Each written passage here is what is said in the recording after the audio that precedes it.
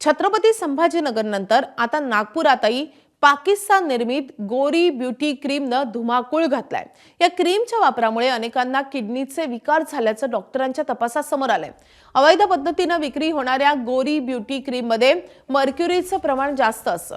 चेहऱ्यावर क्रीम लावल्यानंतर यातला मर्क्युरी त्वचेतून शरीराच्या आत जातो आणि पुढे रक्तात मिसळतो आणि यामुळे त्याचा थेट परिणाम महिलांच्या किडनीवर होतोय।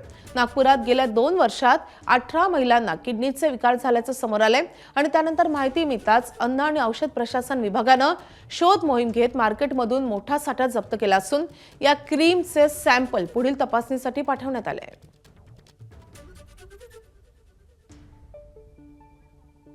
ज्या ब्युटी क्रीममुळे अनेक महिलांच्या किडन्या निकामी होण्याचा धोका उत्पन्न झाला होता, त्या ब्युटी क्रीम नागपूरमध्ये खुलेआम सर्रास विकल्या जात आहे। आम्ही नागपूरच्या खामला परिसरात एका दुकानातनं ही गोरी ब्युटी क्रीम विकत घेतली। आपण बघू शकतो की ही गोरी ब्युटी क्रीमवर जे माहिती दिली आहे की गोरी day night beauty cream oil free अशा प्रकारचं इथं नाव लिहिलेलं आहे। कंपनीचं नाव देखील पाहायला मिळत आहे आणि सोबतच तुम्ही जर का बघितलं मेड इन पाकिस्तान आणि त्याची किंमत आहे 499 रुपये। खरं तर यामध्ये जे कंटेन आहे ते कंटेन इतके घातक आहे की ही क्रीम वापरल्यानंतर काही मिनिटात तुमच्या चेहऱ्यावर गोरेपण येतं, मात्र दिवसभर ही क्रीम तुमच्या चेहऱ्यावर राहिल्यामुळे यामध्ये असणारा जो पारा असतो तो पारा स्किनच्या माध्यमातून शरीराच्या आत जातो आणि पुढे जाऊन तो रक्तात मिसळतो आणि मग त्याचा परिणाम किडनीवर होतो।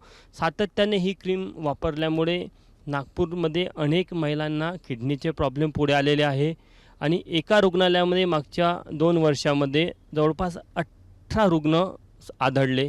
पण निश्चित अशा प्रकारे नागपूरमध्ये खुलेआम पद्धतीने अशा प्रकारे ब्युटी क्रीम विकल्या जात आहे, ज्या महिलांच्या आरोग्यासाठी अत्यंत धोकादायक आहे।